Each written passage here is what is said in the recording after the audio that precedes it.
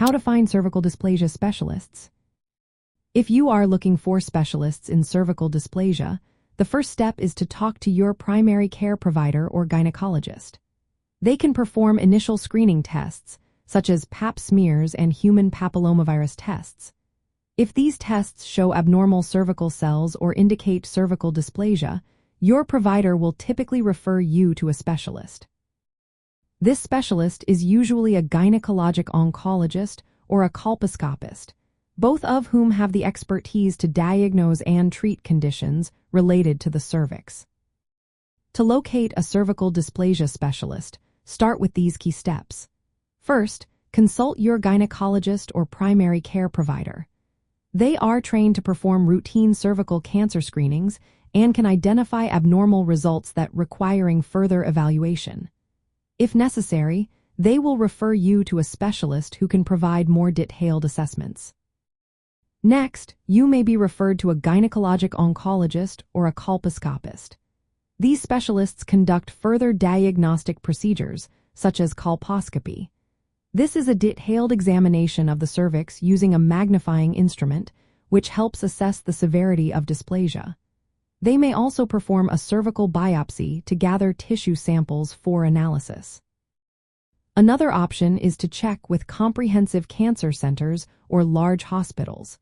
These facilities often have dedicated gynecologic oncology departments.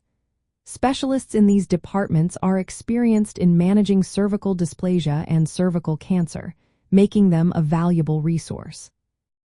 You can also utilize professional medical societies and resources.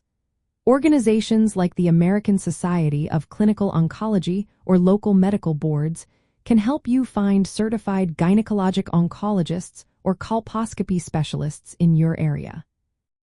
It is important to consider the specialist's experience with reproductive cancers.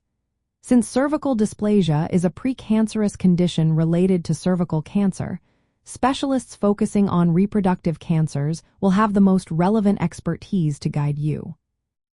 Understanding cervical dysplasia is crucial for your health.